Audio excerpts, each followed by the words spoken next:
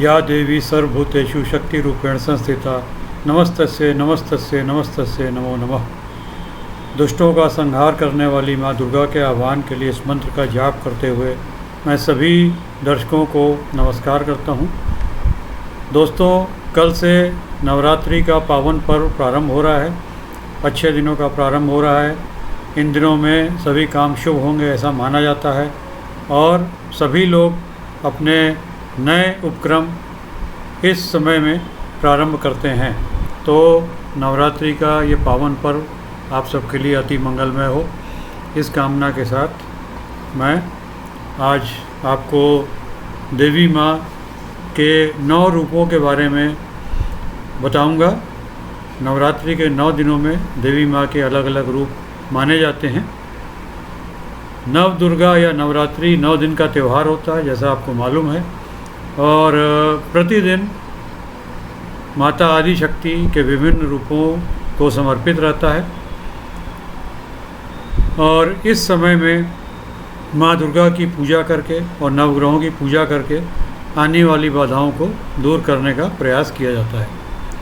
और इस समय जो नवरात्रि आ रहा है यह शारदीय नवरात्रि है। साल में 2 नवरात्रि होते हैं।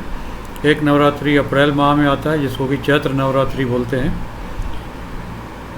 नवरात्रि को दुर्गा पूजा,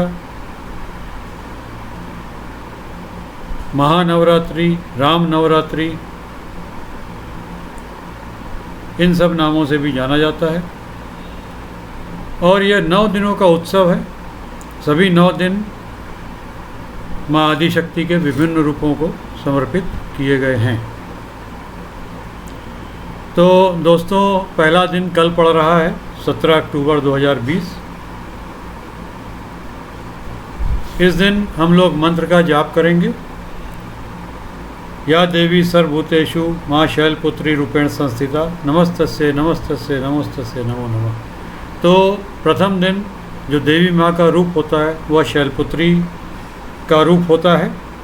और इस दिन माँ वृष की सवारी करके आती हैं और उनके 2 हाथों में, एक हाथ में त्रिशूल दाहिने हाथ में और बाएं हाथ में कमल का फूल रहता है।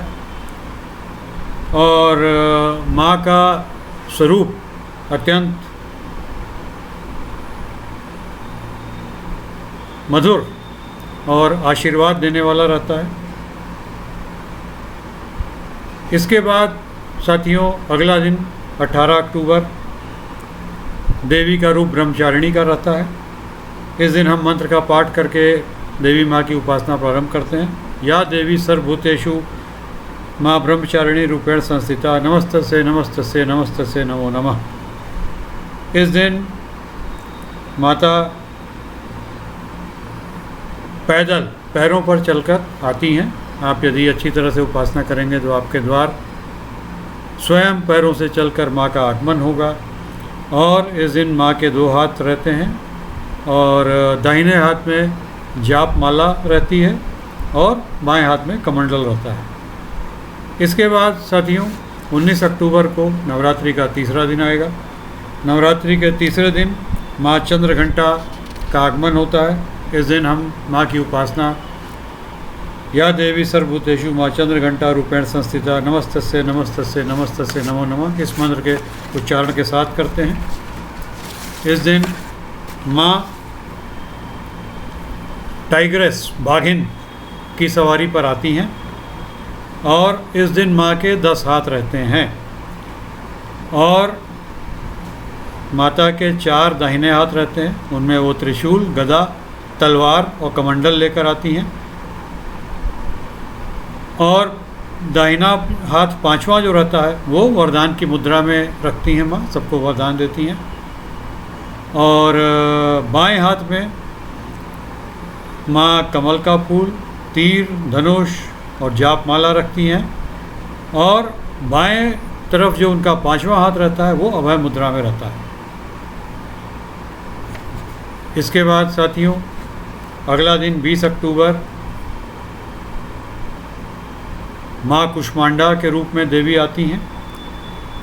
इस दिन हम मंत्र का उच्चारण करते हैं। या देवी सर्वभूतेषु माँ कुष्मांडा रूपेण संस्थिता नमस्तस्यै नमस्तस्यै नमस्तस्यै नमो नमः।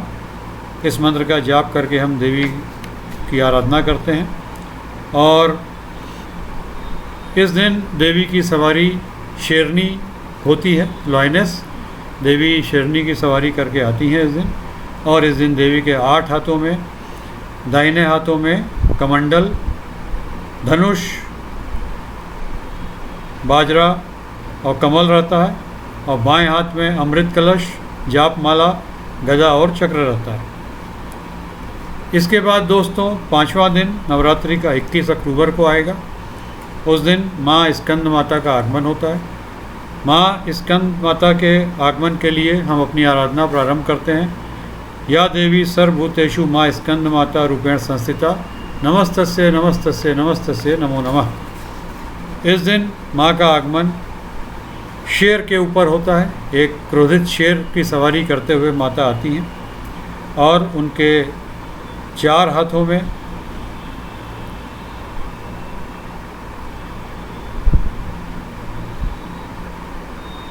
ऊपर के 2 हाथों में कमल का फूल रहता है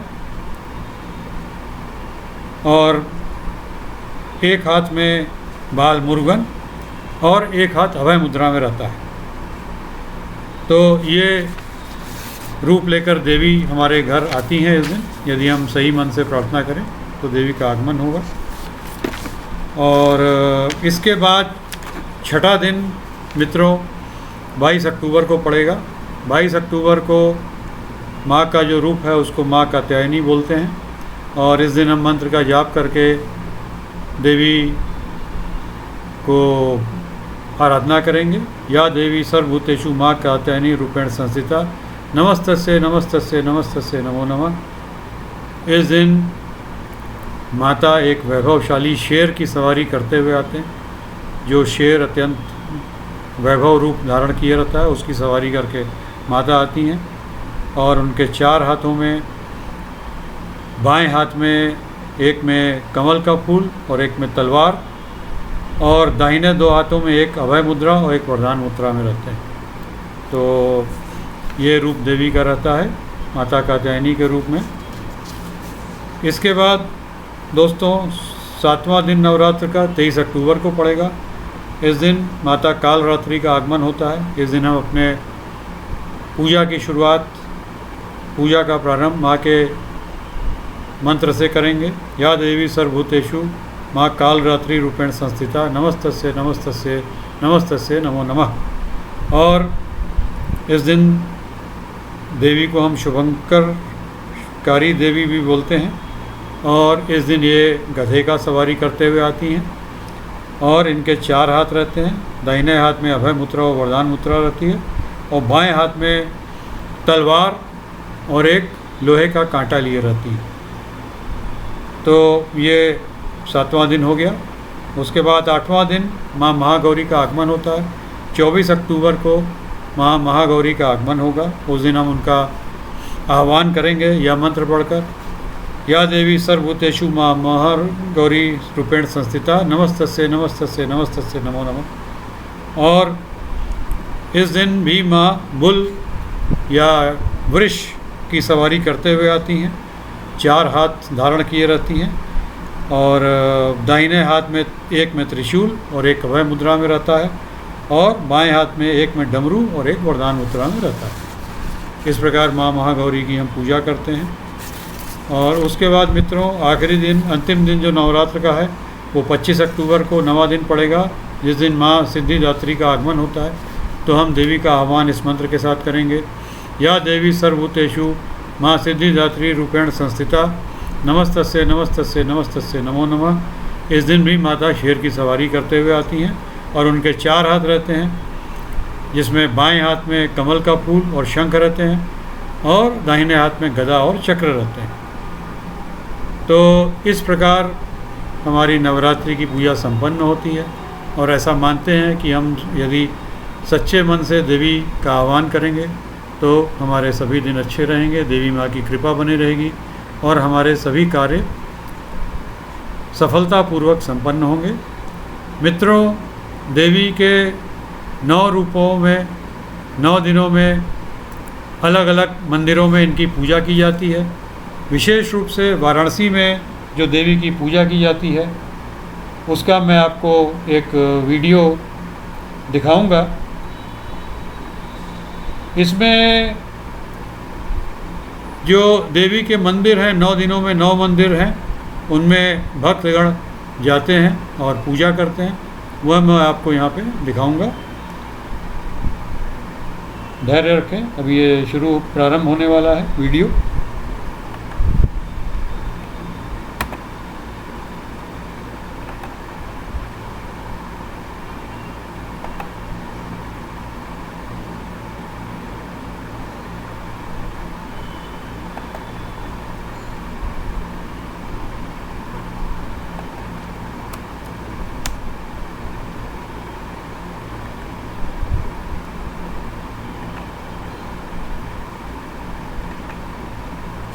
ये देखिए दोस्तों,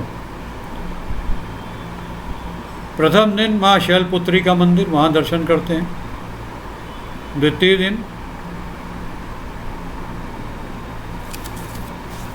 माँ ब्रह्मचारिणी, उनका मंदिर जलालीपुरा में है।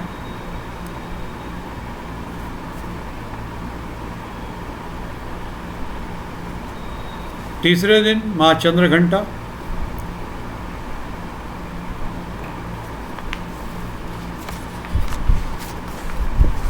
चौथे दिन माँ कुष्मांडा, इनका मंदिर दुर्गा कुंड वाराणसी में है।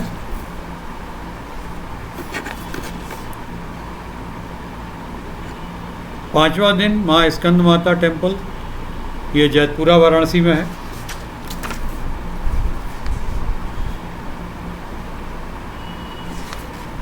इसके बाद छठवां दिन माँ कात्यायनी, घासी टोला में मंदिर है इनका।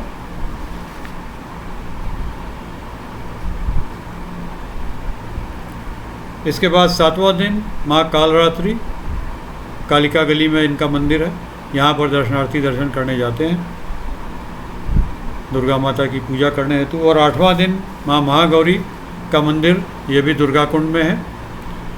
महागौरी की पूजा के लिए महागौरी मंदिर में भक्तगण जाते हैं। और अंतिम दिन, नवरात्रि के अंतिम दिन माँ सिद्धिदात्री, इनके मंदिर में लोग जाते हैं।